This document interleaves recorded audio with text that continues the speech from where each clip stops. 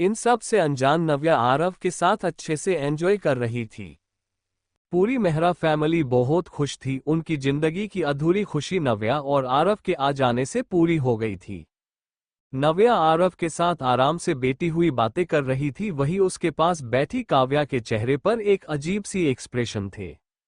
और कपिल काव्या को घूर घूर कर देखे जा रहा था। उसके मन में जो बात थी वो काव्या अच्छे से समझ रही थी, पर उसकी तरफ ध्यान नहीं दे रही थी। इसे ही खेलते हुए आरती जी ने नव्या से कहा, नव्या कल से तुम्हें अपनी लाइफ अच्छे से शुरू करनी है, समझी। कल मैं आरव को स्कूल में एडमिशन करवा दूंगी और तुम अपने अंकल जी के साथ उनके ऑफिस चले जाना। अब कल मंडे है तो हर चीज की एक अच्छी शुरुआत होगी। और तुम भी राहुल, नव्या का अच्छे से ध्यान रखना, और नव्या तुम हो सके तो इस आशी को भी कुछ समझा देना ताकि ये भी अपने करियर पर ध्यान दे सके। अंडरस्को अब आगे। अगले दिन नव्या की लाइफ का एक इम्पोर्टेंट दिन था। आज वो और उसका बेटा आरव दोनों ही इंडिया में अपने नई लाइफ की शुरुआत करने वाले थे। नव्या ने आरव को आरती जी के हवाले कर दिया था। आज वो उसका एडमिशन करने जाने वाली थी और कल से उसका स्कूल स्टार्ट होने वाला था। नव्या अच्छे से रेडी हुई। उसने आज एक पेंसिल स्कर्ट और वाइट शर्ट पहनी हुई थी। अपने आईज पर एक अच्छा सा सन ग्लासेस लगाकर वो बिल्कुल रेडी हो चुकी थी। फेस पर उसने एकदम लाइट मेकअप किया था। आज फिर से वो दिखने में बहुत खूबसूरत लग रही थी। रेडी होकर नव्या नीचे डाइनिंग टेबल पर आ गई। उसे इतने अच्छे से रेडी हुआ देखकर आशी ने उसे आंख मारते हुए कहा, ओहो, आज तो आरव तुम्हारी मम्मा बहुत ही ज्यादा सुंदर लग रही है। लगता है आज कल में तुम्हें तुम्हारे डैडी मिल जाएंगे। आशी की बात को सुनकर नव्या ने ब्लश करना स्टार्ट कर दिया था। नव्या थोड़ी शाय थी और ये बात आशी अच्छे से जानती थी, इसलिए वो हमेशा ही नव्या के साथ फ्लर्ट करती रहती थी। नव्या को ब्लश करता हुआ देखकर आरव आशी से बोला, माशी, मेरी मम्मा को टीज मत करो। वो सिर्फ मैं कर सकता हूँ। आरव की इस बात पर सभी घर वाले मुस्कराने लगे। आशी अभी और भी कुछ कहती उससे पहले ही आशी के डैड ने कहा, ठीक है अब बस करो। नव्या को ज्यादा परेशान मत करो और नव्या जल्दी चलना है आज बेटा। नव्या ने हाँ में अपना सिर हिलाया और ब्रेकफास्ट करने लगी। जब सभी का ब्रेकफास्ट हो गया तो कपिल और बाकी सभी एक ही कार से ऑफिस के लिए निकल गए। इनमें नव्या और राहुल भी थे। आशी आज अपने फ्रेंड्स के साथ बाहर रहने वाली थी। आरती जी आरव को अपने साथ लेकर स्कूल के लिए निकल गई। स्कूल पहुंचकर वो आरव के एडमिशन की सारी फॉर्मेलिटीज को कंप्लीट करने लगी और आरव बस उन्हें अपनी बड़ी बड़ी आंखों से देखता रहा। जल्दी ही वो सारी फॉर्मेलिटीज कंप्लीट कर चुकी थी। वो दोनों साथ में ही स्कूल से बाहर निकल गए। ड्राइवर ने कार स्कूल से थोड़ी दूर पार्क की थी, इसलिए उन्हें वहां पैदल ही जाना था। जब वो और आरव कार के पास जा रहे थे तब आरव को रास्ते में ही एक आइसक्रीम पार्लर दिखा। वो आरती जी से बोला, नानी जी मुझे आइसक्रीम खानी है, चलो न वहां चली। आरव के कहने पर आरती जी उसके साथ शॉप के पास आ गई। वहीं पर एक लड़की भी खड़ी हुई थी और वो भी अपनी आइसक्रीम खा रही थी। जब आरती जी ने आरव को आइसक्रीम लेकर दी तब वो उसे खुशी से खाने लगा, पर इतने में ही उसे अपने सिर पर कुछ ठंडा और गीला गीला महसूस हुआ। अभी आरव कुछ सोचता उससे पहले ही वो लड़की जल्दी जल्दी बोलने लगी, आई एम सो सॉरी बेटा, मुझे पता नहीं कैसे ये आइसक्रीम मेरे हाथ से तुम्हारे सिर पर गिर गई। आरव के सिर पर ठंडक उस आइसक्रीम की वजह से ही आ रही थी। जो लड़की उसके पास अभी खड़ी हुई थी वो आरव के सिर पर अपनी आइसक्रीम गिरा चुकी थी। वो अब बहुत तेजी से हाथ चलाते हुए आरव के सिर से उसे साफ करने लगी थी और इसी बीच उसने आरव के सिर से उसके कुछ बाल नोच लिए थे। वही आरती जी उस लड़की की ऐसी लापरवाही से बुरी तरह गुस्से में थी। वो उस लड़की को बुरी तरह दाते जा रही थी और अपने गुस्से में उन्होंने उस लड़की की ये हरकत नोटिस ही नहीं की थी कि उस लड़की ने आरव के सिर से कई सारे बाल नोच लिए थे। वो लड़की एकदम से धीट बनते हुए बोली, कोई बात नहीं आंटी, अब उसका सिर साफ है और वैसे भी गर्मी है, अगर आइसक्रीम गिर भी गए तो क्या हुआ, उससे बच्चे को आराम ही मिलेगा। उस लड़की के इस तरह के जवाब सुनकर आरती जी उससे और ज्यादा चिढ़ गई थी। वो उसे डांटते हुए बोली, लड़की तुम में शर्म है भी या नहीं?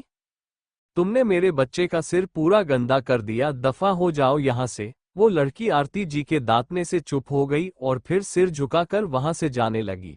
पर इस सब में बेचारा आरव एकदम सुन्न हो गया था। वो बस इसे ही खड़ा हुआ था। उसे तो कुछ भी समझ ही नहीं आया था कि ये क्या हुआ। आरती जी ने उसे इस तरह से देखा तो बोल पड़ी, आरव बच्चा, आओ हम घर चले, तुम घर चलकर नहा लेना। ओके चलो हम चले। पता नहीं कौन थी वो पागल। इतना कहकर वो आरव को अपने साथ लेकर जाने लगी। वहीं दूसरी तरफ वो लड़की अपना सिर झुकाकर किसी लड़के के पास गई और उसके सामने जाते ही उसने अपना सिर ऊपर उठाया और एकदम किसी शैतान की तरह हंसते हुए बोली, देखा ना नील सिर, मैंने आपको कहा था ना, ये काम मुझे से बेहतर कोई नहीं कर सकता था। नील ने उसे देखा और अपना सिर हिलाया और बोला, तुम में बिल्कुल भी मैनर्स नहीं है ईशा।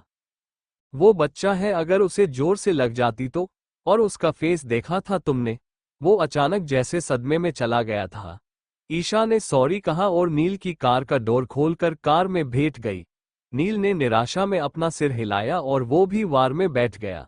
ये ईशा थी। ये नील के लिए काम करती है और कुछ ज्यादा ही नादान है। आरव के सिर से बाल तोड़ने के नील के पास ईशा से अच्छा कोई और ऑप्शन नहीं था। नील और ईशा दोनों ही अपनी कार में बैठकर लैब के लिए निकल गए। वहीं दूसरी तरफ नव्या का आज ऑफिस में पहला दिन था। ऐसा नहीं था कि उसने कभी भी काम नहीं किया था, पर वो तब सिर्फ एज एम्प्लॉय काम किया करती थी और मेहरा कंपनी ने उसे यहां पर एक बड़ी पोजीशन पर हायर किया था। ये सब नव्या की मेहनत ही थी जो उसे आज ये जॉब मिली थी। नीचा जब आउट ऑफ कंट्री थी तब वो मेहरा कंपनी की ही एक ब्रांच में काम करती थी। नव्या का फैशन सेंस बहुत अच्छा और यूनिक था, जिस कारण उसे जल्दी ही प्रमोशन मिलने लगा था। पर वो हमेशा इंडिया से दूर नहीं रह सकती थी, उसे यहाँ इंडिया में भी कुछ प्रॉब्लम को सॉल्व करना था, इसलिए वो इंडिया में ही सेटल हो गई थी। आज एक बड़ी पोजीशन के लिए काम करना उसके लिए बहुत ज्यादा गौरवशाली अनुभव था। राहुल भी आज से उसी के साथ रहने वाला था। मिस्टर मेहरा ने नव्या को सबसे इंट्रोड्यूस करवाते हुए कहा, हेलो एवरीवन, आज मैंने ये मीटिंग इसलिए बुलाई है क्योंकि मैं आप सभी को किसी से मिलवाना चाहता हूँ। मीट नव्या, ये आज से फैशन डिजाइनिंग डिपार्टमेंट की दो एंड हेड है और मुझे उम्मीद है मेरे इस फैसले से किसी को कोई प्रॉब्लम नहीं होगी। उन्होंने इतना कहकर सबको एक नज़र देखा। जब किसी ने भी कोई सवाल नहीं उठाया तो उन्होंने नव्या को आगे आने को कहा। नव्या आगे आए और सब किन तरफ देखते हुए बोली, hello everyone, I am Navya. I am from New Zealand. मैं उम्मीद करूंगी कि आज से हम सभी अच्छे से अपना काम कर पाएंगे और मैं अपने सीनियर से भी ये उम्मीद करूंगी कि अगर मैं किसी काम को नहीं कर पाती हूँ तो वो मेरी पूरी मदद करेंगे। नव्या ने सभी से कुछ ही शब्दों में अपनी बात कह दी थी और सबको ही नव्या का ये स्टाइल अच्छा लगा। नव्या को सबसे इंट्रोड्यूस करवाने के बाद मिस्टर मेहरा ने नव्या को फैशन डिजाइनिंग डिपार्टमेंट में ही भेज दिया और उसे उसका काम समझने के लिए एक एसटी हेड को रिस्पांसिबिलिटी दे दी। फैशन डिजाइनिंग डिपार्टमेंट के फर्स्ट हेड आशीष कुमार थे, जो कि एक मिडिल आगे आदमी थे और बोलने में बहुत स्वीट थे। उन्हीं की तरह नव्या भी सबसे बेहद प्यार से बात करती थी और नव्या की यही आदत मिस्टर आशीष कुमार को भी बहुत पसंद आए। वो जो कुछ भी नव्या को समझा रहे थे, नव्या उसे बहुत जल्दी समझ रही थी और हर एक चीज पर अच्छे से फोकस कर रही थी। राहुल भी नव्या के साथ ही था, वो भी हर एक चीज को समझ रहा था। आज का दिन नव्या का इस ही निकल गया।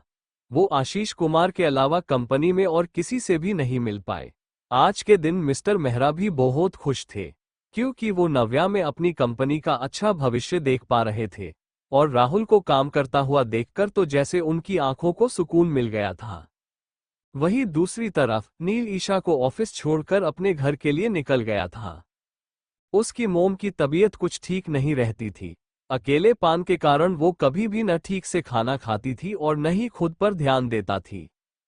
किट्टी पार्टी में भी नील उन्हें जबरदस्ती भेजता था। अभी वो घर जाने वाले रास्ते में ही था कि उसे रास्ते में ही एक जानी पहचानी लड़की खड़ी हुई मिली। वो किसी लड़के को हग कर रखी थी और वो लड़का भी उसे कद के गले लगाए हुए था।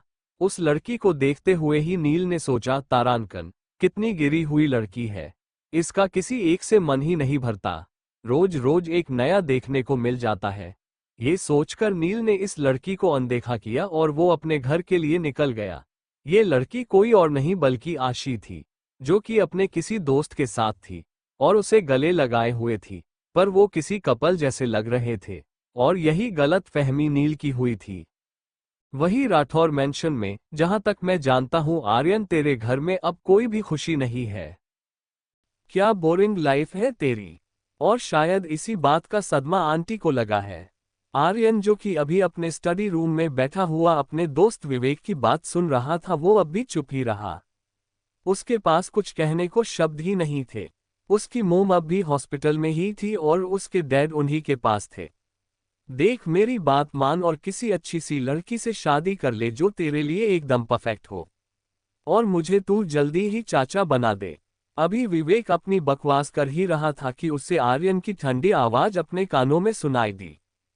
वही राठौर मेंशन में, जहां तक मैं जानता हूं आर्यन तेरे घर में अब कोई भी खुशी नहीं है। क्या बोरिंग लाइफ है तेरी। और शायद इसी बात का सदमा आंटी को लगा है। आर्यन, जो कि अभी अपने स्टडी रूम में बैठा हुआ अपने दोस्त विवेक की बात सुन रहा था, वो अब भी चुप ही रहा। उसके पास कुछ कहने को शब्द ही नहीं थे। उसकी मोम अब भी हॉस्पिटल में ही थी और उसके डैड उन्हीं के पास थे। देख, मेरी बात मान और किसी अच्छी सी लड़की से शादी कर ले जो तेरे लिए एकदम परफेक्ट हो। और मुझे तू जल्दी ही चाचा बना दे। अभी विवेक अपनी बकवास कर ही रहा था कि उसे आर्यन की ठंडी आवाज अपने कानों में सुनाई दी। अब आगे, पर मुझे तो अभी तक कोई पसंद ही नहीं आए। आर्यन की बात सुनकर विवेक ने कहा, अच्छा जी, तुम्हें अभी तक कोई पसंद नहीं आए। कमाल है, अब तक तुम्हारी शादी हो चुकी है, तुम्हारा तलाक हो चुका है और तो और फिलहाल तुम्हारी एक गर्लफ्रेंड भी है, तब भी तुम्हें किसी से प्यार ही नहीं हुआ। विवेक की बात सुनकर आर्यन बस मुस्कुरा देता है और आगे कुछ नहीं कहता। मेहरा मैंशन में नव्या के घर में कदम रखते ही आरव उसके पास भागकर आ चुका था। वो आज का इंसिडेंट उसे बताने के लिए बेताब हुआ जा रहा था। नव्या के घर में आते ही वो नव्या के पास भागता हुआ आया और उसके पैरों से चिपक गया। नव्या को ये थोड़ा अजीब लगा, इसलिए उसने आरव को गोद में उठाए हुए पूछा, क्या हुआ बेबी। आरव अभी नव्या की बातों का जवाब से पता उससे पहले ही ज्योति जी उसके पास आ गई और उन्होंने नव्या को आज के आइसक्रीम वाले इंसिडेंट के बारे में बताया, जिसे सुनकर नव्या का मुंह खुला का खुला रह गया। थोड़ी देर तक आरव का फेस देखने के बाद वो जस पड़ी। नव्या इतना तेज हंस रही थी कि उसकी हंसी पूरे घर में गूंज गई। उसे इस तरह हर हुए देखकर आरव के मुंह फूल गया। वो थोड़ा गुस्से से बोला, मम्मा ये कोई बात नहीं होती है। मैं आपको अपनी प्रॉब्लम बता रहा था और आप मुझ पर ही है रही हो। नव्या ने मुश्किल से अपनी हंसी कंट्रोल की और आरव को सॉरी भी बोला। वैसे भी डिनर टाइम हो गया था तो वो सब डाइनिंग टेबल पर बैठे गए। जब मिस्टर मेहरा ने नव्या की इतना हंसने की वजह पूछी तो उसने आरव का इंसिडेंट उन्हें भी बताया और वो भी हंसने लगे। आरव उन सब लो हंसता हुआ देखकर बोला, वो तो ये अचानक हुआ, वरना मैं इस लड़की को छोड़ता नहीं। आरव की ऐसी बात सुनकर सब मुस्कुराने लगे। नव्या आज बहुत खुश थी। अब उसकी लाइफ वैसी ही थी जैसी उसे हमेशा से चाहिए थी, पर उसे क्या पता था कि कल उसके साथ क्या होने वाला है। अगले दिन महारा फैमिली के सभी लोग अपने अपने काम पर जा चुके थे। आरती जी ने आरव को स्कूल ड्रॉप कर दिया था और नव्या रोज मिस्टर मेहरा के साथ ऑफिस जा चुकी थी। राठौर एंटरप्राइजेज, नील, आजकल मैं देख रहा हूं काम में बिल्कुल भी ध्यान नहीं रहता है तुम्हारा। कल भी इतने देर के लिए ऑफिस से बाहर थे, परसों भी थे, और आज तुम्हें दोबारा जाना है। मैं तुम्हारी रिक्वेस्ट एक्सेप्ट नहीं करूंगा। आर्यन ने बेहद गुस्से और चीड़ के मिले जुले भाव से कहा, जिसे सुनकर नील ने कोई जवाब नहीं दिया। वो थोड़ी देर तक तो चुप ही रहा पर फिर बोलने लगा, बॉस आपको काम में कोई भी प्रॉब्लम नहीं होगी। मैं ईशा को यहां पर ही छोड़कर जाऊंगा। नील के ऐसा कहने पर आर्यन के पास कोई रास्ता नहीं था, क्योंकि आज ऑफिस में भी ज्यादा काम नहीं था तो बिल को ज्यादा देर तक रोकना भी बेकार ही था। आर्यन ने बस उसे अपने हाथ से बाहर जाने का इशारा कर दिया, जिसे समझकर नील तुरंत ही ऑफिस से निकल गया। थोड़ी देर तक आशी को सब कुछ समझने के बाद नील अपनी कार लेकर लैब के लिए निकल गया।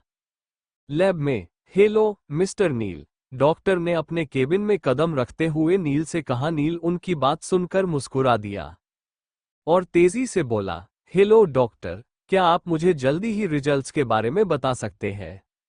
मुझे कुछ इम्पोर्टेंट काम है। डॉक्टर ने नील को ओके कहा और फिर वो टेस्ट रिजल्ट लेकर नील के पास आ गए। उन्होंने नील को देखा और शांति से बोले, मिस्टर नील, ये दोनों ही डीएनए इतने ज्यादा मैच करते हैं कि इनके बारे में दूर आप भी हैरान हो जाएंगे। नील को ये सुनकर एक अजीब सा एहसास हुआ।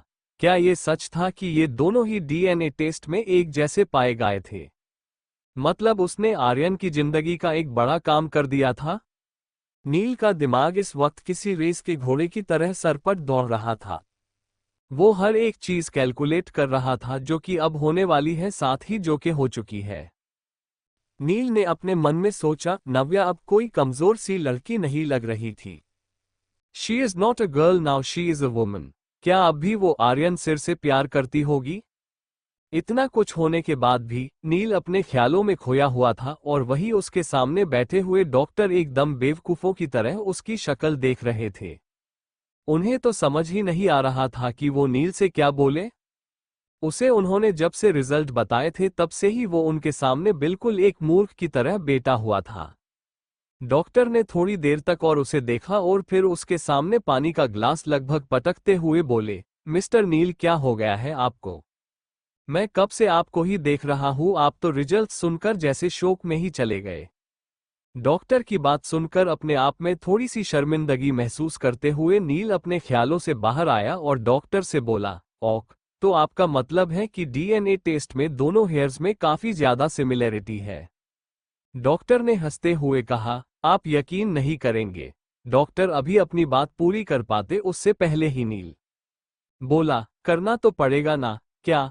नील की बात सुनकर डॉक्टर ने अचानक ही पूछा, जिसके जवाब में नील ने कहा, आप पर यकीन और क्या?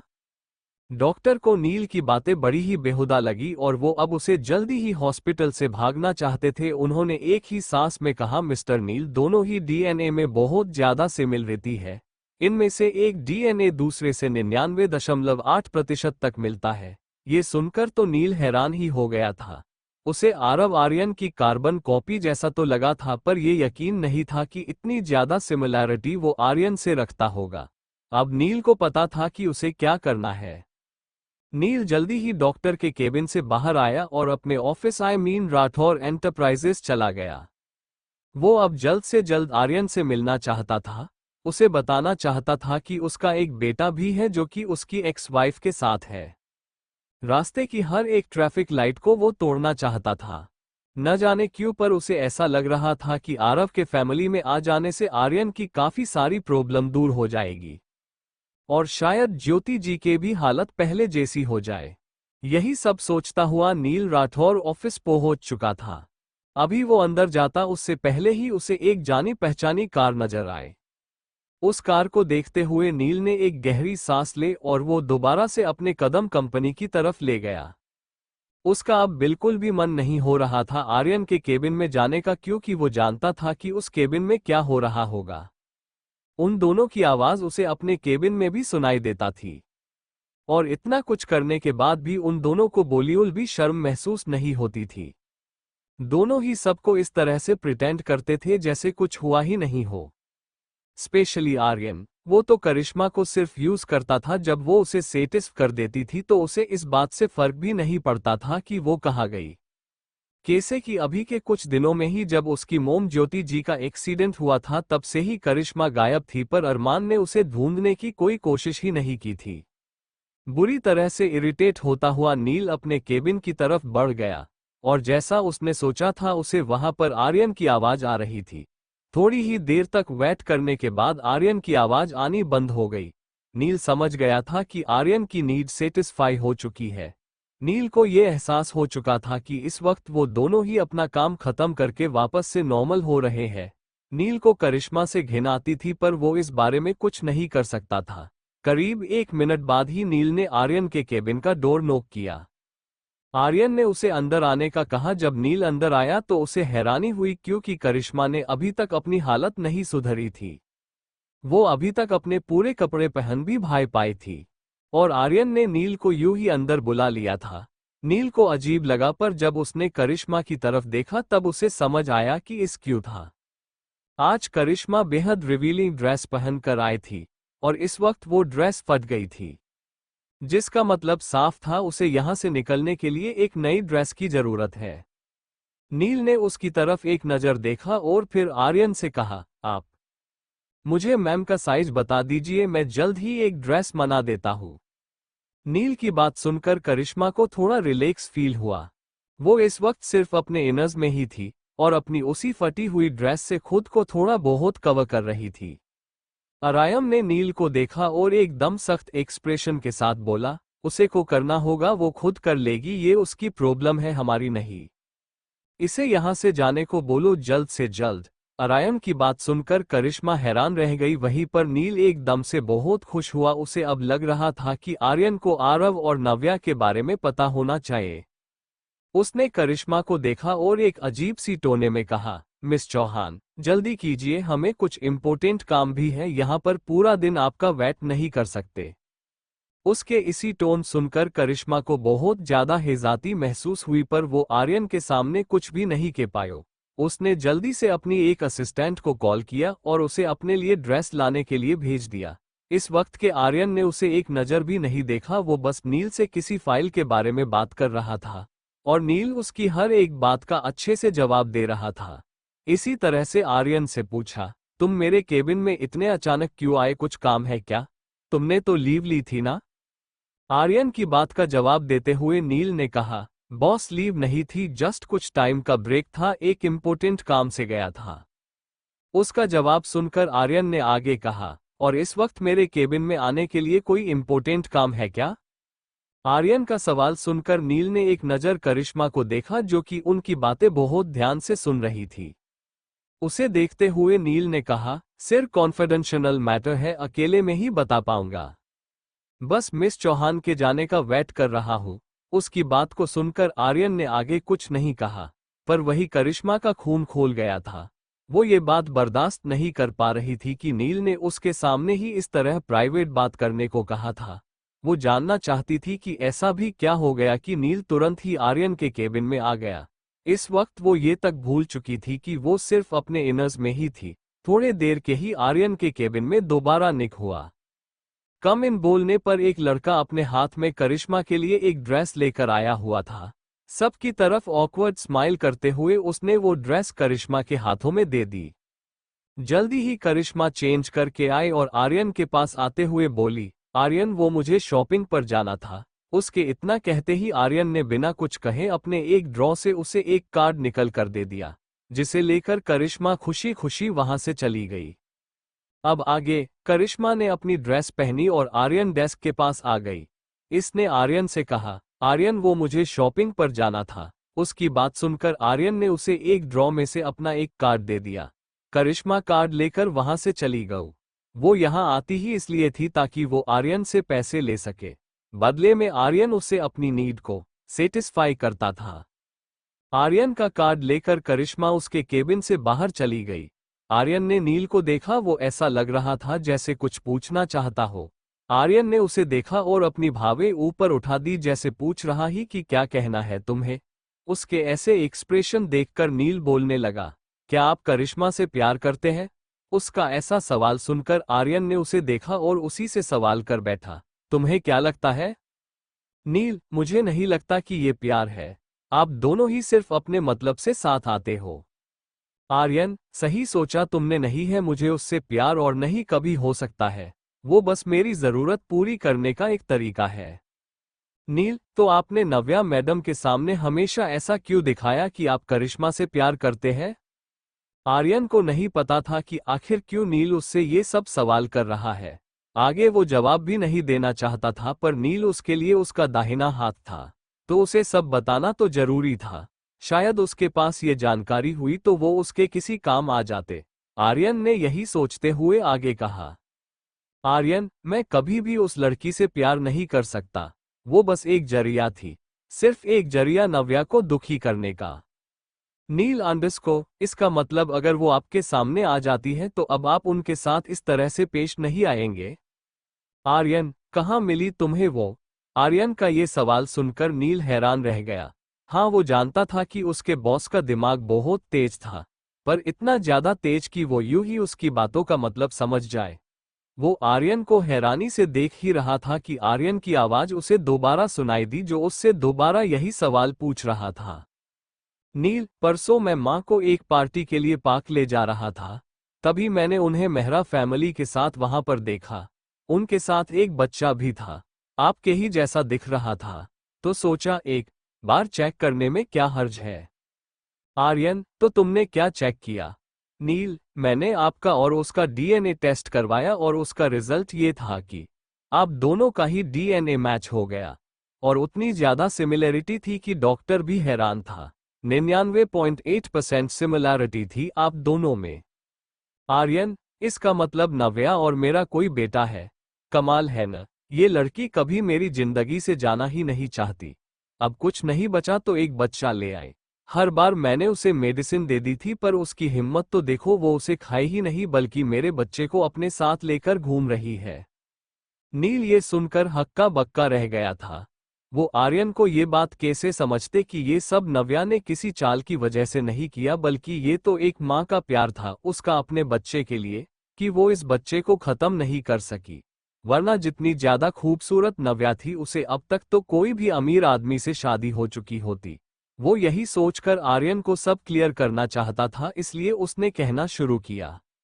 सिर, मैंने अच्छे से सब चेक किया। वो सच में आपसे दूर जाना चाहती थी, इसलिए जब उसे पता लगा कि वो आपके बच्चे से प्रेग्नेंट है, तब वो इसे अबॉर्ट करवाना चाहती थी। नील की ये बात सुनकर आर्यन बिल्कुल चुप पड़ गया। उसे अभी तक खुद पर एक बार फिर घमंड हो रहा था कि नव्या के साथ इतना कुछ गलत करने के बाद भी वो उसे भूली नहीं थी, और वो उसकी लाइफ में आने के लिए एक बच्चा भी साथ लाई थी। उसने नील की तरफ हाथ बढ़ाया तो नील वहां से उठकर अपने केबिन में आया और एक फाइल लेकर आर्यन के पास वापस आ गए। ये एक डीएनए टेस्ट रिपोर्ट थी। आर्यन ने उसे अच्छे से चेक किया और फिर मिल्क इंतराग से कहते हुए बोला, नाम क्या है? नील ने ये सुना और झट से बोल, आरव। अभी 4 साल का है, आज से ही उसका स्कूल शुरू हुआ है। आर्यन, क्या वो इतनी लापरवाह है कि उसने तुम्हें यूं ही उसका बाल तोड़ने दिया? ये सुनकर नील शर्मिंदा हो गया। अब वो किसी को क्या बताए कि ईशा ने किस तरह से अपना दिमाग लगाया था और कैसे वो आइसक्रीम वाला इंसिडेंट आर्यन को बताए, पर बताना तो था ही। उसने आर्यन को पूरा इंसिडेंट बताया। ये सुनकर आर्यन की भावें तन गई, पर उसने कुछ नहीं कहा। थोड़ी देर की शांति के बाद आर्यन ने बोला, चलो चलते हैं, मैं भी तो देखूं कैसे तुम्हें ये लगता है कि वो लड़का मेरा बेटा है। अब जब सब कुछ सामने था तब भी आर्यन उसे कुछ नहीं समझना चाहता था। उसकी नव्या के प्रति नफरत उसे अपने बेटे से भी दूर कर रही थी, पर एक बार फिर भी उसे देखने का में आर्यन को था। वो जानना चाहता था कि उसका और नव्या का बेटा आखिर दिखता कैसा होगा। अपने दिल पर काबू न पाते हुए आर्यन आरव के स्कूल की तरफ निकल गया। मेहरा कंपनी। नव्या मिस्टर मेहरा के सामने बैठी हुई थी। उसके साथ ही राहुल भी था, और मिस्टर मेहरा के साथ कपिल और उसका दूसरा भाई। देखी, मैं दूसरे वाले का नाम भूल गई ही, इसलिए आज से उसका नाम शिवा होगा। शिवा थे। वो चारों किसी गहरी बातचीत में डूबे हुए थे। अभी उनके बीच बात हो ही रही थी कि मिस्टर मेहरा बोल पाए।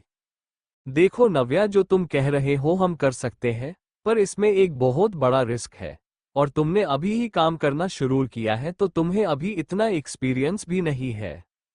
उनके ऐसे कहने पर राहुल बोल पड़ा, डैड, भले ही नव्या को अभी कुछ खास एक्सपीरियंस नहीं है, पर वो काम तो अच्छा करती है ना। पर जब इंडस्ट्री में हम हैं उसे सपोर्ट करने के लिए, तो डर किस बात का है? कपिल, हो सकता है राहुल, नव्या, तुम्हें डैड की बात बुरी लग रही हो, पर ब्यूसनेस कोई नॉर्मल चीज नहीं है।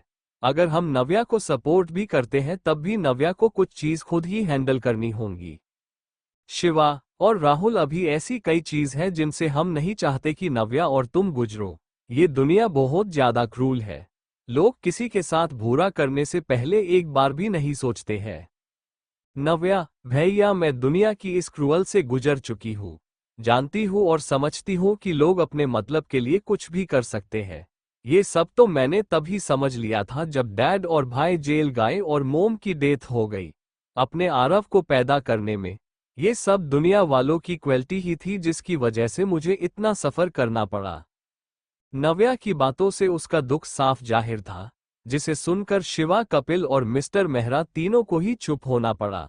थोड़ी देर तक सोचने के बाद मिस्टर मेहरा ने कहा, मिस्टर मेहरा, ठीक है नव्या, जैसा तुम कहती हो हम वैसा करेंगे और तुम्हारी कंपनी को एस्टैब्लिश करने में हम इन्वेस्टमेंट भी करेंगे और आगे चलकर हम इसे इंडस्ट्री में सपोर्ट भी करेंगे। पर उसके लिए मेरी कुछ शर्तें हैं। अगर तुम उन्हें पूरा करती हो तो चाहे आगे कुछ भी हो तुम्हें हमेशा मेरा सपोर्ट मिलेगा। उनकी बात को सुनकर नव्या और राहुल खुश हो गए। वो दोनों ही अपनी एक अलग पहचान बनाना चाहते थे और उसके लिए उन्होंने कई अलग कंपनी में बात करने की भी कोशिश की थी। पर क्योंकि वो दोनों ही अभी न्यू कमर थे तो उन्हें इतनी जल्दी किसी का भी सपोर्ट नहीं मिलने वाला था। आखिर में हार कर राहुल और नव्या मिस्टर मेहरा के पास आए थे, जो कि उन दोनों के सामने कुछ शर्तें रख रहे थे। पर अगर वो ये शर्त पूरी कर देते तो उन्हें फ्यूचर में मेहरा कंपनी का फुल सपोर्ट मिलने वाला था। यही सब सोचते हुए नव्या और आरव ने एक साथ कहा, है सारी शर्तें मंजूर है। उनकी जल्दबाजी को देखते हुए मिस्टर मेहरा ने एक स्माइल किया और उन दोनों से बोले, अभी 1 महीने बाद ही एक बहुत बड़ा फैशन शो होने वाला है, जिसका सारा काम मैं तुम दोनों पर सौंपता हूँ। अगर तुम दोनों में ये कर दिखाया तो हम तुम्हारी कंपनी में इन्वेस्ट करेंगे, पर इसमें तुम्हें किसी का कोई भी सपोर्ट नहीं मिलेगा। और दूसरी शर्त ये है कि उस कंपनी के 20% शेयर हमारे होंगे, बाकी के 80 में तुम दोनों का ही हाफ होगा। ये कोई बड़ी शर्त नहीं थी, ये तो बेहद आराम से पूरी की जा सकती थी और कोई भी कंपनी इन्वेस्ट करने के बदले कुछ तो मांगती ही, इसलिए राहुल और नव्या इस बात से खुश हुए और दोनों ही मिस्टर मेहरा की ये डील एक्सेप्ट की। पर उन दोनों को उससे पहले फैशन शो को संभालना था। अपने लक्ष्य को ध्यान में रखते हुए ही नव्या और राहुल उनके केबिन से बाहर आ गए। अब उन दोनों को ही जमकर मेहनत करनी थी। स्कूल में आर्यन की कार स्कूल गेट के पास आकर रुकी। नील जल्दी ही अंदर गया और प्रिंसिपल को आर्यन राठौर के उससे मिलने की इच्छा जताई, जिसे सुनकर प्रिंसिपल बहुत खुश हुई। वो तो यही सोच रही थी कि जरूर आर्यन उनसे बात करके उनके स्कूल में कुछ डोनेशन दे देगा। जल्दी ही वो स्कूल से बाहर आई और आर्यन का स्वागत करने के लिए वो उसके पास चली जाऊं। कुछ ही देर में आर्यन प्रिंसिपल ऑफिस में था। प्रिंसिपल आर्यन की तरफ देखते हुए बोली, हेलो मिस्टर राठौर, आपसे मिलकर खुशी हुई। क्या आपको कुछ काम था? आरोन ने कुछ भी जवाब नहीं दिया बल्कि प्रिंसिपल से मुंह बनाए रखा। उसको देखकर नील आहे आया और प्रिंसिपल से बोला, आपके इस स्कूल के नर्सरी क्लास में एक बच्चा है आरव जिंदल, हमें उससे ही मिलना है। प्रिंसिपल ने उनकी बात सुनी और हाँ में अपनी गर्दन हिलाई। अपनी सीट पर बैठे हुए उन्होंने एक पियोन को बुलाया और उसे नर्सरी क्लास के आरव जिंदल को लाने को कहा। जल्दी ही पियोन आरव की क्लास की तरफ बढ़ गया। उसने वहां जाकर आरव को प्रिंसिपल ऑफिस ले जाने को कहा तो टीचर ने उसे वहां से भेज दिया। प्रिंसिपल ऑफिस में इस वक्त खामोशी थी। आर्यन बिल्कुल चुप बैठा था और नील कुछ बोलने के मूड में नहीं थे। प्रिंसिपल कुछ पूछना चाहती थी पर जब उसने आर्यन को इतना ज्यादा रूड होता हुआ देखा तो वो चुप ही रही। उसे तो लगा था कि आर्यन इस कॉल में कुछ डोनेशन देने आया होगा, पर वो तो यहाँ बस चुपचाप बैठा हुआ था और न ही उन्हें इतनी मोहलत दे रहा था कि वो उससे कुछ पूछ सके। इस अजीब सी खामोशी में 15 मिनट भी 15 साल जैसे लग रहे थे। प्रिंसिपल के एक बहुत लंबे इंतजार के बाद ऑफिस का डोर नॉक हुआ और पेन अंदर आया। पियोन के अंदर आने के बाद ऐसा लगा जैसे वो अकेला ही आया हो। उसको देखकर प्रिंसिपल ने पूछा, क्या हुआ? वो बच्चा कहाँ है? उनकी बात सुनकर पियोन सामने से हाथ गया। उसके पीछे आरव था जो कि इस वक्त स्कूल यूनिफॉर्म में था। वो वैसे तो सिर्फ 4 साल का था पर उसकी हाइट दूसरे बच्चों के मुकाबले थोड़ी ज्यादा थी। आर्यन ने उसे अपनी नजरें उठाकर देखा। वो सच में आर्यन जी था। बिल्कुल वही चेहरा, वही नक्श और वही तेज, सब कुछ उसमें आर्यन जैसा ही था। अगर आर्यन के पेरेंट्स उसे देख लेते तो वो यही कहते कि ये आर्यन हो है। आर्यन को अब समझ आया था कि आखिर क्यों वो डॉक्टर सिमिलैरिटी के बारे में इतना शॉक्ड था। आर्यन बस एक तक उसके चेहरे को देखता रहा। वही आरव अब भी बस प्रिंसिपल को ही देख रहा था। वो बिना कुछ कहे इंतजार कर रहा था कि प्रिंसिपल उसे बताए कि उसे यहाँ पर क्यों बुलाया है। आरव प्रिंसिपल को देख रहा था, प्रिंसिपल आर्यन को देख रही थी और आर्यन आरव को देखे जा रहा था। उसके लिए इस बात पर यकीन करना मुश्किल था कि नव्या और उसका एक बेटा है। आरव को वहां पर खड़े हुए ही 2-3 मिनट हो चुके थे। और उसके अंदर का बच्चा अपनी बेचैनी को और नहीं छुपा पा रहा था।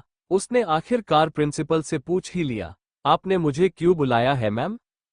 तारानकन वो प्रिंसिपल इसकी बात का आखिर क्या जवाब देती। उसे तो खुद नहीं पता था कि उसे आखिर यहां पर क्यों बुलाया है। वो तो खुद किसी बेवकूफ की तरह आर्यन और नील का चेहरा देख रही थी। थोड़ी देर तक चुप रहने के बाद प्रिंसिपल बोली, आरव बेटा, थोड़ी देर यही रुको ना, मुझे एक इम्पोर्टेंट काम है आपसे। प्रिंसिपल से जो कुछ बनता था उसने बोल दिया था, उसे खुद को नहीं पता था कि ये सही है भी या नहीं। प्रिंसिपल की बात सुनकर आरव ने ओके कहा। उसका बच्चों वाला दिमाग कहाँ तक ही सोच सकता था। वो प्रिंसिपल से पहली बार मिला था, अगर प्रॉन खुद उसे अकेले मिलकर अपने साथ आने को कहता तो वो तब भी नहीं जाता। ये गो उसकी टीचर ने उसे समझा कर भेजा था, जिस कारण वो प्रिंसिपल ऑफिस आ गया था और अब एकदम ओबीडेंटली उनकी बात भी मान रहा था। नील वेट कर रहा था कि आखिर कब आर्यन का आरव को देखने से मन भरेगा और वो आगे कुछ बोलेगा। उस बेचारे ने उतनी मेहनत जो की था, अब बस वो अच्छे परिणाम के इंतजार था। आर्यन कुछ देर तक तो आरव को देखता रहा और फिर नील से बोला, मुझे अकेले बात करनी है। नील ने उसकी बात मानते हुए प्रिंसिपल की तरफ देखा और उसे बाहर चलने का इशारा किया, पर उस प्रिंसिपल में अब सब कुछ जानने की इच्छा जाग गई थी। वो नील का इशारा समझ तो गई थी, पर अब भी अनजान बनते हुए वहीं पर रुकी हुई थी। नील ने उसे एक पल के लिए देखा और फिर एक ऑर्डर देते हुए बोला, आप मेरे साथ बाहर चलिए मैडम, ये सर का ऑर्डर है। अब जब नील ने ये बात सामने से कह दी थी तो वो और ज्यादा अनजान बनने की एक्टिंग नहीं कर सकती थी, इसलिए अपने बुझे हुए दिल के साथ उन्हें ऑफिस से बाहर जाना ही पड़ा। ये थी आर्यन राठौर की पावर। उस प्रिंसिपल के स्कूल में आकर उसके ही ऑफिस में बैठकर वो उसे ही ऑर्डर दे चुका था कि वो बाहर चली जाए, और उसे भी बिना किसी शिकायत के बाहर जाना ही पड़ा था। उसके पास अपना ओपिनियन रखने का भी कोई ऑप्शन नहीं छोड़ा था आर्यन ने। प्रिंसिपल के जाने के बाद अब वो ऑफिस लगभग खाली हो चुका था।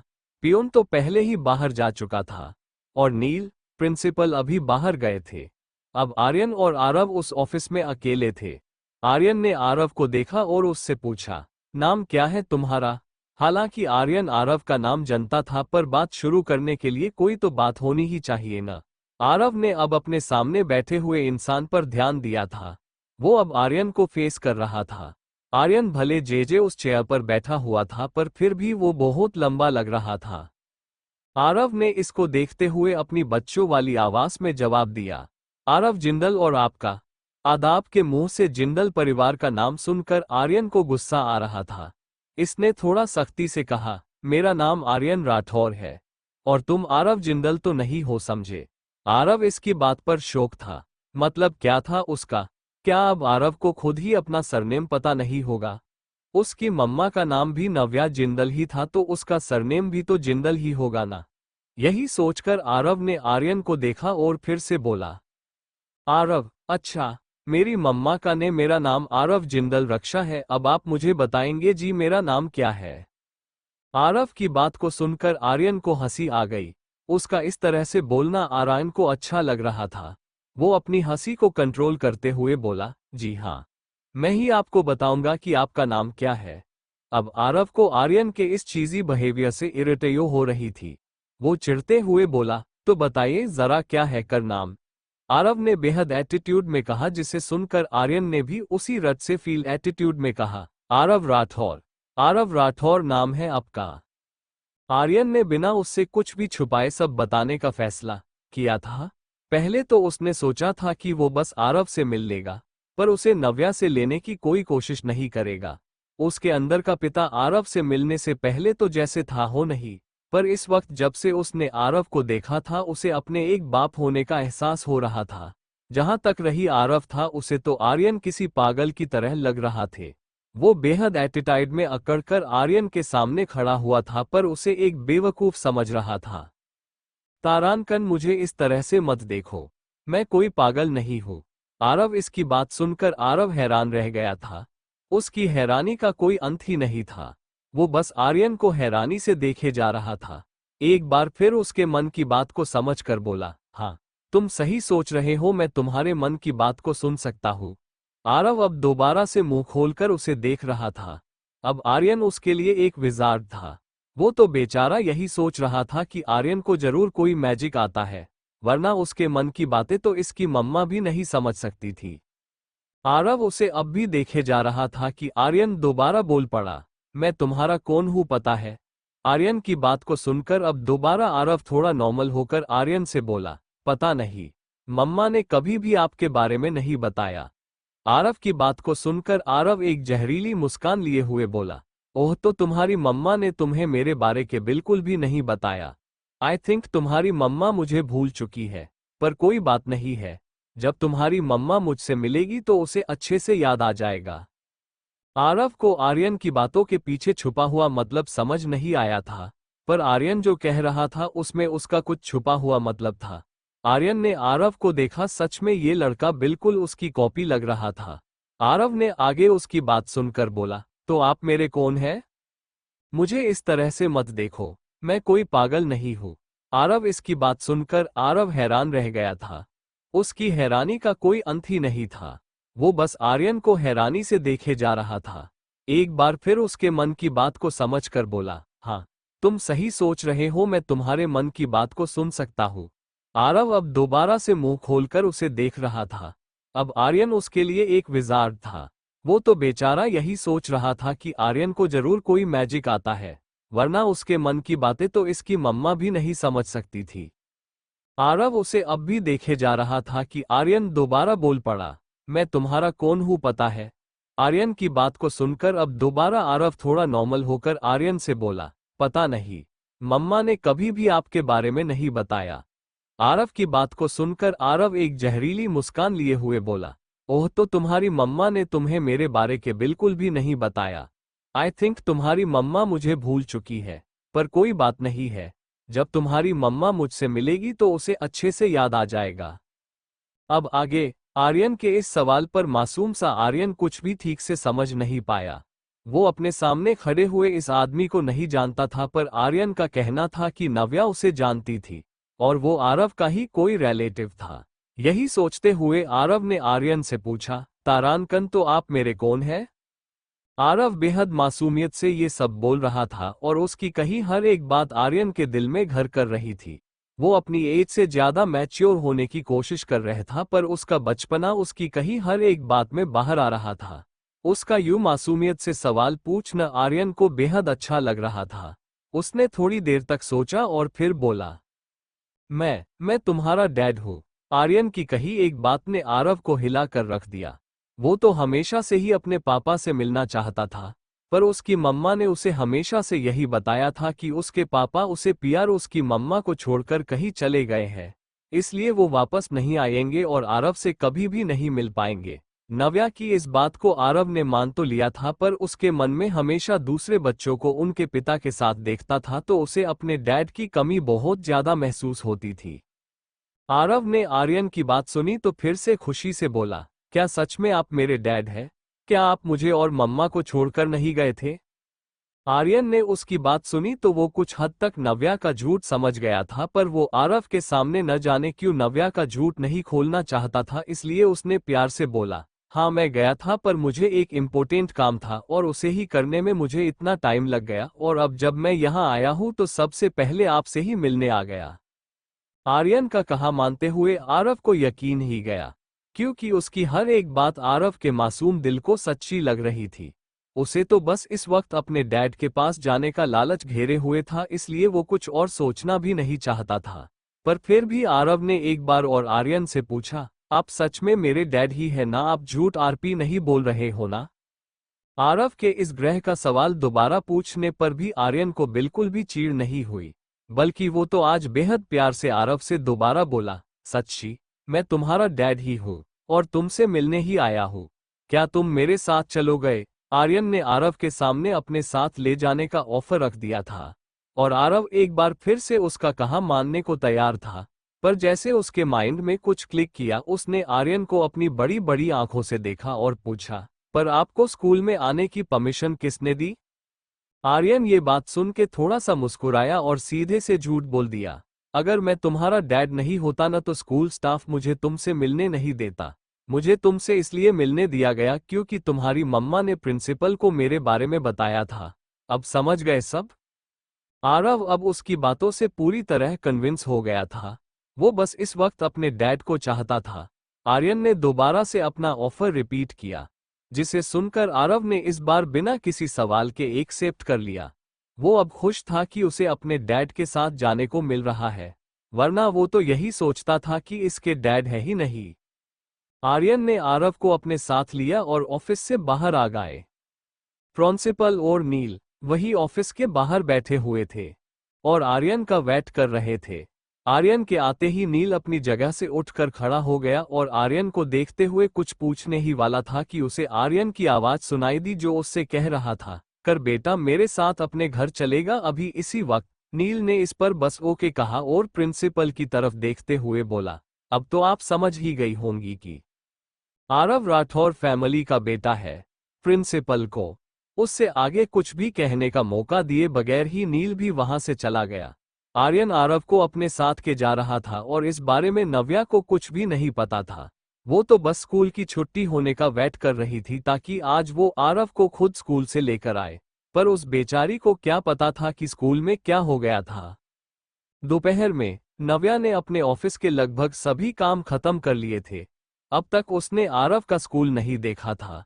हर बार स्कूल के लिए आरती जी ही गई थी, इसलिए आज नव्या ने डिसाइड किया था कि वो आरव को खुद स्कूल से लेकर आएगी, पर उसे क्या पता था कि आर्यन ने उसके लिए क्या सरप्राइज रखा होगा। नव्या ने जल्दी ही अपना काम खत्म किया और अपनी कार लेकर स्कूल के लिए निकल गई। स्कूल के सामने कार पार्क करके वो अंदर गई। यहाँ पर अब सभी बच्चों की छुट्टी हो रही थी। नव्या वहां पर खड़ी ही आरव का वेट कर रही थी और बाकी पेरेंट्स को उनके बच्चों के साथ जाते हुए देख रही थी। वो बस यही सोच रही थी कि आरव उसे यहाँ देखकर कितना ज्यादा खुश होगा। इस तरह ही लगभग सभी बच्चे स्कूल से निकाल गए। नव्या वहां पर अब भी वेट कर रही थी आरव के आने का, पर वो बाहर ही नहीं आ रहा था। थक कर नव्या को खुद ही स्कूल के अंदर जाना पड़ा। जैसे ही स्कूल के अंदर उसने कदम रखा तो उसे गार्ड ने रोकना चाहा। नव्या ने उसे बताया कि वो खुद एक बच्चे की पेरेंट है और वो बच्चा अभी तक बाहर नहीं आया है। तब गार्ड उसे सीधे से प्रिंसिपल के पास ले जाए, क्योंकि वो खुद पर कोई भी ब्लेम नहीं लेना चाहता था और साथ ही किसी और बच्चे की प्राइवेसी को खत्म नहीं करना चाहता था। नव्या को प्रिंसिपल ऑफिस में आने के बाद प्रिंसिपल को बताया कि वो आरव जिंदल की मां है। साथ ही उसने उन्हें डायरेक्टली आरती जी से बात करने को भी कहा। अच्छी तरह से यकीन करने के बाद प्रिंसिपल ने गार्ड से कहा, अब से मैडम को स्कूल आने से मत रोकना। गार्ड ने ओके कहा और वो बाहर चला गया। प्रिंसिपल ने भी नव्या को मुस्कुराकर देखा और फिर अपनी किसी फाइल में काम करने लगी। उन्हें यही लग रहा था कि नव्या आर्यन की वाइफ है और आज वो स्कूल में अपना फेस दिखाने आई है ताकि वो आगे से आरव को खुद ही स्कूल से लेने आए। पर नव्या इनके इस बर्ताव से हैरान थी। उसने थोड़ा गुस्से से कहा, मैडम अब जब सब कुछ क्लियर हो चुका है तो प्लीज मेरे बेटे को बुला दीजिए, मुझे लेट हो रहा है। नव्या की बात सुनकर प्रिंसिपल को लगा कि शायद उसे पता नहीं होगा कि आर्यन आरव को ले जा चुका है, इसलिए उसने थोड़ा सा हंसते हुए ही कहा, आप परेशान मत होइए, आरव के डैड उसे अपने साथ ले जा चुके हैं। इतना सुन ये ही नव्या की आंखें फटी की फटी रह गई। उस बेचारी के तो मानो होश ही उड़ गए। उसने प्रिंसिपल पर चिल्लाते हुए कहा, किसके साथ भेजा है तुमने मेरे बेटे को? उसका कोई डैड नहीं है। अब परेशान होने की बारी प्रिंसिपल की थी। अब वो नव्या को हैरानी के भाव लिए देख रही थी। उसने जल्दी ही नव्या से कहा, तारानकन मैडम ये आप क्या कह रही है? आर्यन के डैड उसे खुद लेने आए थे। यहाँ तक कि उन दोनों के फेस भी बहुत ज्यादा मिल रहे थे। नव्या उसे अब भी घूर रही थी तो प्रिंसिपल ने आगे जोड़ दिया, आप चाहे तो मिस्टर राठौर से पूछ सकती है, वही आरव को अपने साथ लेकर गए हैं। नव्या के इतना सुनते ही पैरों तले जमीन खिसक गयो। वो बेहद शोक हो गागी थी। हाँ, उसे अंदाजा था कि वो कभी तो आर्यन से मिलेगी ही, पर वो कभी भी आरव को उससे नहीं मिलवाना चाहती थी। वो तो हमेशा से ही आरव को उससे दूर रखना चाहती थी। उसने कभी अपने बुरे से बुरे सपने में भी नहीं सोचा था कि आर्यन सीधे ही आरव से मिल लेगा। वो अपनी आंखों में हताशा लिए प्रिंसिपल को देखती रही। उसको तो इस वक्त सिर्फ आरव को खोने का डर लग रहा था। और साथ ही उसे अपने साथ हुई हर एक चीज, हर एक दर्द की याद आ रही थी। आर्यन ने उसकी हंसती खेलती जिंदगी बर्बाद कर दी थी, उसके पूरे परिवार को बर्बाद कर दिया था। नव्या से अब कुछ भी करने की हिम्मत नहीं थी, पर फिर भी वो बुरी तरह भागती हुई अपनी कार के पास आई। उसे पता था उसे कहाँ जाना है, राठौर मैंशन। नव्या उसे अब भी घूर रही थी तो प्रिंसिपल ने आगे जोड़ दिया, आप चाहे तो मिस्टर राठौर से पूछ सकती है, वही आरव को अपने साथ लेकर गए हैं। नव्या के इतना सुनते ही पैरों तले जमीन खिसक गयो। वो बेहद शोक हो गागी थी। हाँ, उसे अंदाजा था कि वो कभी तो आर्यन से मिलेगी ही, पर वो कभी भी आरव को उससे नहीं मिलवाना चाहती थी। वो तो हमेशा से ही आरव को उससे दूर रखना चाहती थी। उसने कभी अपने बुरे से बुरे सपने में भी नहीं सोचा था कि आर्यन सीधे ही आरव से मिल लेगा। वो अपनी आंखों में हताशा लिए प्रिंसिपल को देखती रही। उसको तो इस वक्त सिर्फ आरव को खोने का डर लग रहा था, और साथ ही उसे अपने साथ हुई हर एक चीज, हर एक दर्द की याद आ रही थी। आर्यन ने उसकी हंसती खेलती जिंदगी बर्बाद कर दी थी, उसके पूरे परिवार को बर्बाद कर दिया था। नव्या से अब कुछ भी करने की हिम्मत नहीं थी, पर फिर भी वो बुरी तरह भागती हुई अपनी कार के पास आई। उसे पता था उसे कहाँ जाना है, राठौर मैंशन। अब आगे नव्या अपनी कार लेकर निकल चुकी थी, अपनी उस बदकिस्मती से मिलने जिसे वो बहुत पहले पीछे छोड़ आई थी। अपने ख्यालों से बाहर आने का जैसे उसका दिमाग ही राजी नहीं था। उसके मन में इस वक्त सिर्फ करिश्मा ही चल रही थी। उसने क्या क्या नहीं बताया था उसे। आर्यन और करिश्मा एक ही घर में, एक ही बेडरूम में रहते थे। उन लोगों ने क्या नहीं किया होगा। पहले जब भी करिश्मा उसके रूम में आती थी तो उसे यही बताने आती थी कि उसे अब आर्यन ने कहां पर हिकी दी थी। नव्या हर एक चीज माफ कर सकती थी, पर आर्यन ने उससे शादी करने के बाद उसे कितनी ही लड़कियों के साथ चैट किया था, और उन्हीं सब में एक करिश्मा भी थी जिसने बिना ज्यादा मेहनत करे आर्यन को सिड्यूस कर लिया था। जब आर्यन करिश्मा से मिला था तब उसकी और नव्या की शादी को बस 3-4 महीने ही हुए थे। फिर भी अपनी नई शादी में आर्यन ने उसे चिट किया था। कितने ही वादे किए थे आर्यन ने उससे शादी से पहले, पर आखिर में क्या हुआ था, वो उसे चिट कर गया था। नव्या को आज तक नहीं पता था कि उसके डैड और उसके भाई को आर्यन ने कहां भेजा है, वो उसे आज तक नहीं मिले थे। नव्या आर्यन को इतना तो जानती ही थी कि ये पता लगा सके कि आर्यन इतनी जल्दी उसके डैड और उसके भाई को मात नहीं दे सकता। पर वो कहाँ थे ये किसी को भी नहीं पता था। शादी के अगले दिन से ही नव्या ने आर्यन की डार्क साइड देखी थी। यही वजह थी कि जब वो उससे दूर हुई और उससे डाइवोर्स लिया तो वो उस बच्चे को भी खत्म करना चाहती थी। पर ये उसकी किस्मत ही थी जिसने उसे आरव को अबॉर्ट करने की इजाजत नहीं दी थी। नव्या को अपनी इस अनचाही प्रेगनेंसी को एक्सेप्ट कर ही लिया था, पर जब आरव को पैदा करने में उसे इतनी तकलीफ हुई कि उसे अपने आप ही आरव दुनिया के सबसे प्यारा इंसान लगने लगा था। नव्या ने अब तक अपने लिए कोई भी अच्छा आदमी नहीं ढूंढा था और न ही कोशिश को थी, सिर्फ आरव के कारण। जल्दी ही नव्या की कार राठौर मैंशन आकर रुकी। सी पेप्ले, ये मत सोचना कि ऊपर वाले पैराग्राफ में मैंने तुम्हें बोर किया है। अगर तुम उसे ठीक से पढ़ोगे तो तुम्हें पता चलेगा कि इसमें मैंने नव्या की फीलिंग्स को एक्सप्रेस किया है और साथ ही उसकी पास्ट लाइफ को भी थोड़ा बहुत एक्सप्लेन किया है।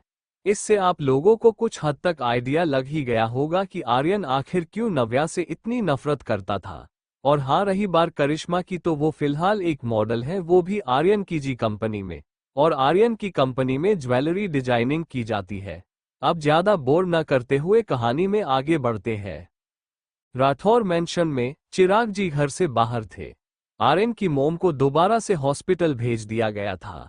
अभी इस विला में सिर्फ आर्यन ही था, जिसके पास ही आरव बेटा हुआ था। आर्यन ने उतने से ही वक्त में उसे कई सारे टॉयज मंगवा दिए थे, ताकि वो बोर ना हो और स्पेशली अपनी मोम को मिस न करे, क्योंकि वो अभी अपने बेटे के साथ अकेले ही टाइम स्पेंड करना चाहता था। थोड़ी ही देर में आर्यन के पास उसके एक गार्ड का कॉल आया। उसने कुछ कहा जिसे सुनकर आर्यन के चेहरे पर एक गहरी स्माइल आ गई। उसने उस गार्ड को आने दो कहा और फिर आरव से बोला, आप अंकल के साथ ऊपर जाओ, मैं थोड़ी देर में आता हूँ। आरव ने ओके कहा और फिर घर के ही एक नौकर के साथ ऊपर चला गया। अभी आरव को ऊपर गए ठीक से 1 मिनट भी नहीं हुआ था जब हाल में किसी ने एंट्री ली। आर्यन ने दरवाजे आर खड़ी हुई लड़की मतलब नव्या को देखा और उसके चेहरे पर हैरानी का भाव आ गया। नव्या आज के समय में बेहद खूबसूरत लग रही थी। जब वो आर्यन के साथ थी तब अपने दुखी के कारण उसने खुद पर ध्यान देना ही बंद कर दिया था, जिसके कारण ही आर्यन को उसे और ज्यादा सताने का मौका मिल गया था। पर इस समय की नव्या में एक अलग ही बात थी। इस वक्त नव्या ने एक बिजनेस सूट पहन रखा था जो कि उसकी बॉडी को और भी ज्यादा निखर रहा था। इस वक्त नव्या बहुत हॉट लग रही थी और उसका चेहरा किसी शीशे की तरह चमक रहा था। आर्यन उसे कई देर तक देखता ही रहा। नव्या ने भी आर्यन के आज पूरे 5 साल बाद देखा था। वो भी उसे देखकर एक बार को बहक गई थी। भले ही आर्यन को उसने डाइवोर्स दे दिया था, पर एक वक्त ऐसा भी था जब नव्या को आर्यन से बेपनाह प्यार था। आज भी आर्यन को देखकर इसके दिल की धड़कनें बांध ही गई थी। वो दोबारा से आर्यन में खोने लगी थी, पर इस वक्त उसका बेटा सबसे ज्यादा जरूरी था। आर्यन भी अब अपने होश में आ चुका था। उसने नव्या को देखते हुए कहा, मुझे आज नहीं था कि तुम इतनी जल्दी आ जाएगी। नव्या ने उसकी बात सुनी और एक भावहीन चेहरे के साथ बोली, मुझे भी नहीं लगा था कि मेरी जिंदगी का सबसे बड़ा ग्रहण दोबारा वापस आ जाएगा। आर्यन को उससे इस तरह के जवाब की उम्मीद नहीं थी। उसने गुस्से में अपने साथ भींचते हुए कहा, यहां आने की वजह बताओ। वो अब भी किसी राह की तरह ही नव्या पर हुक्म चला रहा था। नव्या भी उसे देखकर बोली, मेरा बेटा आर्यन, मुझे मेरा बेटा वापस करो। आर्यन, ओह तो तुम आरव राठौर की बात कर रही हो। कहा, नॉट बैड, पर यहाँ एक गलती है और वो ये है कि आरव मेरा बेटा है। नव्या, क्यों, क्या डिलीवरी तुमने की थी उसकी? 9 महीने तक वो तुम्हारे पीठ में रहा था? एक बार फिर से नव्या ने उसे करारा जवाब दिया था और आर्यन इस बार भी उसे कुछ नहीं कह पा रहा था। नव्या ने आगे उस पर चिल्लाए हुए कहा, आर्यन राठौर, मुझे मेरा बेटा वापस करो। मैं तुम्हें अपना बच्चा बिल्कुल भी नहीं दूंगी। कहाँ है वो? आर्यन नव्या को देख रहा था। वो इस वक्त अपने बच्चे के बगैर ऐसी लग रही थी जैसे बिन पानी की मछली। वो तड़प रही थी और डर भी रही थी। आर्यन को उसका चिल्लाना पसंद नहीं आया था। उसने भी नव्या की ही तरह चीखते हुए कहा, अपनी औकात में रही समझी। अगर मुझे मेरा बच्चा तुमसे लेना होगा ना तो मेरे पास इसके और भी तरीके हैं। आर्यन इतना कहते हुए नव्या के बिल्कुल सामने आ गया था और नव्या की दोनों बाजुओं को कसकर दबा रहा था, जिससे नव्या को बहुत दर्द हो रहा था। लेकिन इसके मुंह से एक आवाज भी नहीं निकली। दोनों ही एक दूसरे की आंखों में बेहद गुस्से से देख रहे थे। आर्यन तो ऐसे बिहेव कर रहा था जैसे वो नव्या को मार ही डालना चाहता हो, और वही नव्या उसे इस तरह की नजरों से देख रही थी जैसे उसे पूरी उम्मीद हो कि आर्यन कुछ ऐसा ही करेगा। नव्या ने अपने हाथों पर से आर्यन के हाथ जबरदस्ती हटाते हुए कहा, मेरे बेटे को मैंने अकेले पैदा किया, तुम वहां नहीं थे, और उसे मैंने ही अकेले पला, तब भी तुम वहां नहीं थे। तो अब किस हक से तुम आरव पर अपना अधिकार दिखा रहे हो?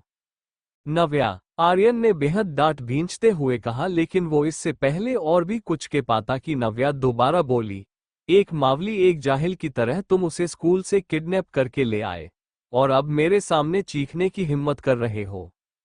आज की नव्या आर्यन की नजरों में अलग थी। वो हर बात पर पहले की तरह रोने के बजाय उसे जवाब दिए जा रही थी।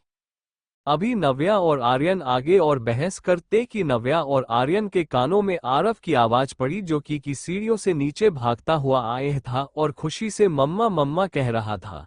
नव्या ने उसे देखा तो उसने आर्यन को खुद से दूर झटका दिया और आरव के पास चली गई।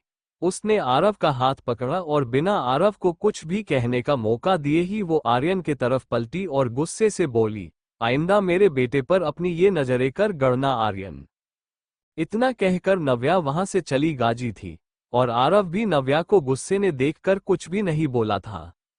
वही राठौर मैंशन में खड़ा आर्यन बस नव्या को जाते हर देख रहा था। ये नव्या पहले की नव्या से बिल्कुल अलग अलग थी। पहले आर्यन चाहे उसे कुछ भी कह ले या चाहे कुछ भी कर ले, नव्या कभी भी उससे इस टोन में बात नहीं करती थी। वो या तो उसके पास खुद ही रोते हुए आ जाती थी या फिर उससे रिक्वेस्ट करती थी। पर अब की नव्या बेहद स्ट्रांग हो गई थी। वो उसे पलटकर जवाब से रही थी, साथ ही साथ उसकी आंखों के सामने ही वो आरव को उस ही के घर से ले जा चुकी थी और वो उसे रोक भी नहीं पाया था। यही सोचते हुए आर्यन को बहुत गुस्सा आ रहा था। अपने इसी गुस्से में उसने नौकर को देखा, ये वही था जो आरव को ऊपर लेकर गया था। तुम उसे ऊपर नहीं रोक सकते थे। ऐसा लगता है मैं तुम लोगों को मुफ्त की सैलरी दे रहा हूं। आर्यन की बात सुनकर वो नौकर हकलाते हुए बोला, सिर वो तो आराम से ऊपर टॉयज से खेल रहे थे, तभी उन्हें आपके और उस लड़की के चीखने की आवाज सुनाई दी तो वो अचानक ही वहां से उठकर बाहर आ गए। वो कोई आम लड़की नहीं है, बीवी है मेरी। आर्यन ने एक एक शब्द को चबाते हुए कहा। वो नव्या को अपनी बीवी बता रहा था। जिस बात को उसने अपनी और नव्या की शादी में कभी भी सच नहीं माना, आज वो उस बात को एक्सेप्ट कर रहा था। वो भी कई लोगों के सामने। ऑब्वियसली घर के और भी नौकर थे। उसकी ये बात सुनकर बाकी सब हैरान रह गए और आर्यन उन सबको एक बड़ा सा शौक देकर वहां से चला गया। कार में मेरे बेटे को लेकर जाएगा। हिम्मत कैसे हुई उसकी? उसे क्या लगता है मैं उसे अपना बेटा दे दूंगी? नव्या गुस्से में बैठी हुई ड्राइव कर रही थी, साथ ही साथ आरव के सामने ही कड़ी कुछ बड़बड़ा रही थी, जिसके आधे शब्द आरव सुन पा रहा था और आधे नहीं। पर वो उतना तो समझ ही गया था कि नव्या बहुत गुस्से के थी और उसकी कुछ भी बोलने की हिम्मत नहीं हो रही थी। जब नव्या और आरव अकेले ही न्यूजीलैंड में रह रहे थे तब नव्या ने उसे हर एक चीज सिखाई थी। किसी अनजान से बात मत करना, किसी अनजान से कोई चीज मत लेना, कभी किसी अनजान व्यक्ति पर भरोसा मत करना। हर एक चीज उसकी सेफ्टी से रिलेटेड थी। पर आज आरव ने क्या किया था? यही बात नव्या को गुस्सा दिला रही थी। भले ही आर्यन उसे ये दावा कर रहा था कि वो उसका डैड है, पर आरव ने इस बात पर क्यों यकीन किया था? नव्या को गुस्से में देखते हुए भी आरव ने अपनी हिम्मत जुटाई और नव्या से बोला, मम्मा, आप पापा से लड़ क्यों रहे थे? आरव का इतना कहना था कि जैसे नव्या होश में आई हो। उसे अब जाकर ये एहसास हुआ था कि आरव भी उसी के साथ है और उसी की सारी बातें भी सूझ रहा है। नव्या ने आरव को देखा और थोड़ा सख्ती से बोली, वो सब मैं तुम्हें बाद में बताऊंगी, पर तुम मुझे बताओ, तुम कैसे किसी अनजान के साथ जा सकते हो आरव? वो कोई किडनैपर भी हो सकता था। वो तुम्हें कोई निक्सन भी पहुंचा सकता था। आरव नव्या के इस सवाल पर बिल्कुल चुप बैठ गया। वो तो अपने डैड से मिलने के लालच में हमेशा से जी रहा था। हर एक हैप्पी फैमिली को देखकर उनसे जेल्स होता था और हमेशा से ही अपनी जिंदगी में एक पिता चाहता था। इसलिए ही जब आर्यन ने आज उसे बताया कि वो उसका डैड है तो आरव ने इनोसेंटली उस पर यकीन कर लिया और उसके साथ चला गया। अब आरव से नव्या ये खोट नहीं बोल सकती थी कि आर्यन उसका पिता नहीं है, क्योंकि आरव अब जान चुका था और अच्छे से समझ चुका था कि आर्यन ही उसका पिता है। अगर वो कोई किडनैपर होता तो नव्या आरव को इतना जल्दी नहीं ढूंढ पाती। जल्दी के उनकी कार मेहरा मैंशन के सामने आकर रुकी। नव्या आरव का इंतजार किए बिना ही घर के अंदर चली गई और वहीं बाहर खड़ा हुआ आरव बस उसे देखता रह गया। आज उसकी मम्मा उससे ज्यादा ही नाराज थी। जब वो अंदर गया तो उसे आरती जी सोफा पर बैठे हुए मिली, जहां पर वो उसे देखकर अपने चेहरे पर एक अजीब सी भाव ले आई थी। वो आरव को देखते हुए बोली, क्या हुआ आरव, तुम्हारी मम्मा इतना गुस्सा क्यों है? लेकिन आरव इनकी बात का जवाब दिए बगैर ही भाग्य हुआ अपने रूम में चला गया। आरती जी ने अपने कंधे ऊंचका दिए।